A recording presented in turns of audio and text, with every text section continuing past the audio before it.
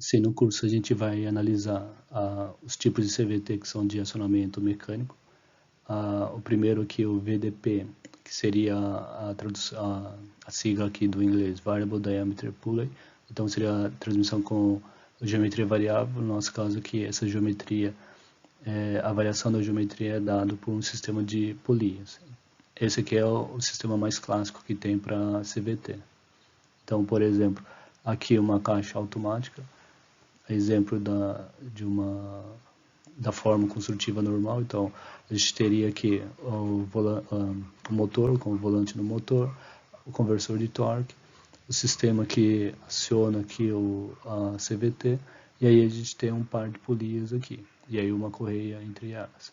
Essas polias aqui, eles têm a geometria variável, significa que a posição de contato aqui dessa correia aqui em relação à polia, ele pode ter um raio aqui maior ou menor, variável conforme esse controle aqui, que é controlado lá pela ECU do motor.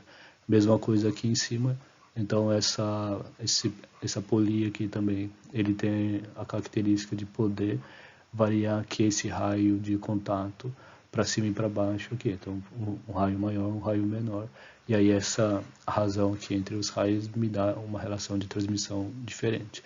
Como elas podem variar de forma contínua, então a relação de transmissão também varia continuamente. Assim, só observando aqui, o que nós temos é uma força de acionamento aqui. Então, uma força de acionamento nesse lado que hoje em dia é gerado por um sistema de controle eletrônico. Antigamente podia ser um mecanismo mecânico em função da rotação que ele acionava mais ou menos aqui com uma mola. E aqui em cima, então a força seria uma precarga aqui aplicada por uma força elástica. Então, essa força elástica aqui, de forma bem simplificada aqui, eu teria os dois pratos aqui da polia, e aí eles estão pressionados um contra o outro, que via uma pré-carga gerada pela mola. A correia passaria aqui entre eles, e o diâmetro de contato aqui, diâmetro raio de contato em relação à polia, ele poderia variar conforme o torque que eu vou passando lá dentro. E aí essa pré-carga aqui, ele reage abrindo ou fechando mais esses dois pratos daqui da polia, e varia o raio internamente. Quem faz o controle real se eu vou aumentar ou diminuir a relação de transmissão, viria aqui da primeira parte, então do eixo motor, em que ele tem esse acionamento aqui normalmente eletrônico. Esse seria então a CVT tradicional, que usaria o conversor de torque, mais então essa CVT aqui via polia. O cálculo da relação de transmissão aqui instantânea na CVT. Então aqui a gente tem a ilustração aqui, o primário aqui, então a entrada de torque, onde está o torque lá do motor, e aí a saída do torque aqui da caixa de transmissão CVT aqui, então seria o torque na saída da caixa, depois de passar pela relação de redução. O que nós enxergamos aqui? Que aqui, em relação ao eixo central aqui, existe um raio, posso pensar no diâmetro também, então existe um raio aqui, chamado de R1 aqui, que seria o raio do contato da polia, nessas polias motoras aqui, em relação ao eixo de rotação do eixo piloto. E aí no eixo de saída aqui é a mesma coisa, existe um raio de contato aqui, que eu vou chamar de R2 aqui, do eixo de rotação da saída em relação ao contato da polia.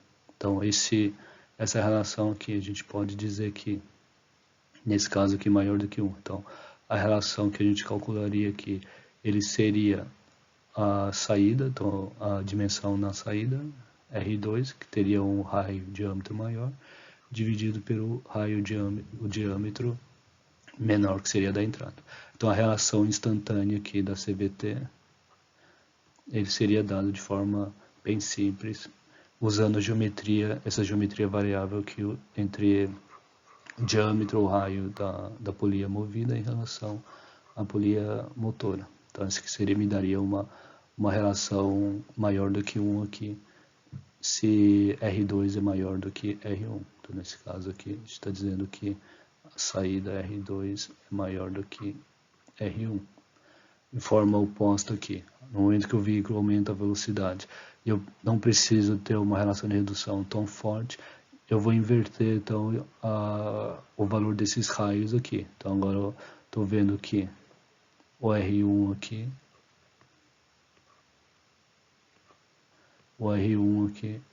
ele é maior do que, por exemplo, o valor de R2. Então, o R1 aqui, ele é maior do que R2. Se eu olhar aqui, se o R1 é maior que R2, então, maior que R2 aqui significa que essa relação aqui vai ser menor do que 1. Então, seria uma relação mais longa e que, por exemplo, seria equivalente a uma marcha mais alta, quarta, quinta, sexta marcha aí.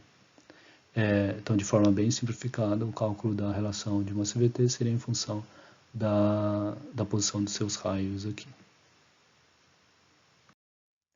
A relação da CVT, ela pode ser unitária, então uma relação direta aqui de direct drive poderia ser considerado como sendo CVT aqui igual, então R2 sobre R1. Se as duas forem iguais, então seria igual a zero aqui. Estou especificando um caso aqui em que R1 é igual a R2.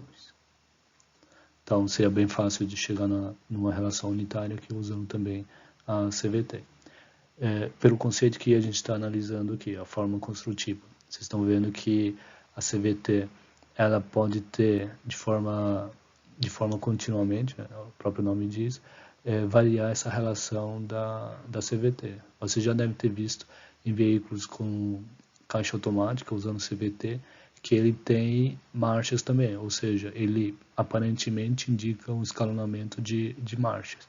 Isso porque alguns usuários eles querem controlar em qual marcha que o veículo vai trabalhar em determinadas situações. Então, por exemplo, aqueles que têm um perfil mais de esportista, ele tende a querer trabalhar com marchas mais baixas, com acelerações maiores, apesar do veículo operar em uma situação de consumo maior, mas é uma necessidade do próprio cliente. Então, o que algumas montadoras fazem a CVT ela tem uma relação de transmissão contínua, mas para aqueles que gostariam de controlar e trocar as marchas, eles emulam determinadas marchas. Então, nesse caso aqui, por exemplo, o que eu poderia fazer aqui? Pego lá e digo, vou emular no controlador uma primeira marcha. Quem vai ser a primeira marcha? Então, essa primeira marcha aqui, vou lá e digo, a relação da primeira marcha, só como um exemplo aqui pra gente, eu vou deixar aqui, então, que seria lá, deixa eu dar um número aqui, 3,5 aqui. Então, essa relação de 3,5 aqui, quando que eu consigo obter pela CVT? Daí, a partir daqui, a engenharia vai lá e especifica, ó, o raio 1 ele precisa ter um determinado valor X e o raio 2 ele precisa ter um determinado valor Y. Aí, essa razão aqui entre o R2 e o R1 ele vai me dar uma relação de 3,5. E aí assim por diante. Então, emulei aqui a primeira marcha. E aí lá no controlador também, vou lá, emulo a segunda marcha, terceira. E assim por diante. O número de marchas que o motorista quiser que tenha lá, o pessoal da engenharia. Então, existem algumas caixas automáticas com CVT que não faz muito sentido descrever elas como sendo escalonadas, mas por uma necessidade do mercado, então o pessoal ele acaba emulando via controlador algumas relações fixas que, independente da eficiência do veículo, ele acaba mantendo aquela entre aspas, a marcha, e o controle, a alteração da marcha subindo ou descendo seria feita normalmente através de uma borboleta que fica próximo ao volante do motorista. Então, por isso que algumas CVTs vocês vão ver que eles são escalonados, mas no fundo ele não tem nada de escalonamento, é só uma simulação, uma emulação de marchas aí. Aqui é um comparativo de uma caixa mecânica com marcha escalonada e uma CVT. Então, numa situação em que o motorista ele parte do repouso e vai aumentar a velocidade do veículo de forma contínua, o que a gente teria aqui?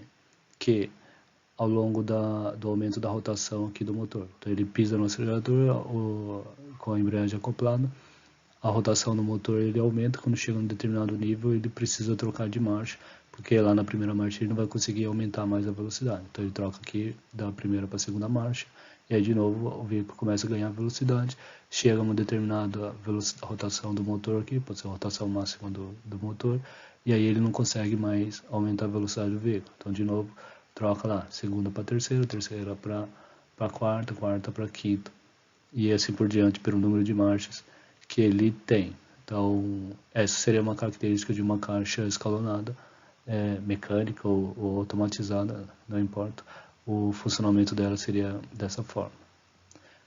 No caso da CVT, o que nós teríamos aqui? Então, a CVT, da mesma forma, partiria do repouso aqui, a rotação, vou pisar no acelerador, a rotação do motor vai aumentar, chega a um determinado valor de rotação aqui, em que a relação de transmissão ele vai ser controlada para que eu mantenha constante aquela rotação, e aí eu posso selecionar para que essa rotação seja de potência máxima, menor consumo, ou máximo torque, posso pré-programar esse tipo de comportamento em função da necessidade de eficiência ou de desempenho do veículo. Então, para uma determinada rotação, eu mudo a relação de transmissão e faço que a rotação continue constante e a velocidade do veículo vá aumentando. Então, dessa forma, esse CVT ele seria mais eficiente nessas condições aqui. Então, pode ser mais eficiente na forma de menor consumo ou no próprio desempenho. Tá aqui nesse comparativo que ele me deu aqui que a caixa manual aqui ele gasta em torno de 12 segundos, de 0 a 100, e a CVT ele gastou lá menos de 9 segundos para atingir essa mesma faixa de velocidade. Então, seria uma justificativa o porquê de usar a CVT como ser uma caixa de transmissão. Uma questão que deve entrar na balança na hora de dizer uma caixa mecânica manual, uma caixa automática CVT, com certeza é o custo, a complexidade do projeto, todas essas variáveis envolvidas do custo-benefício aí, se valeria a pena e para qual mercado que eu deveria apresentar essas possibilidades aqui.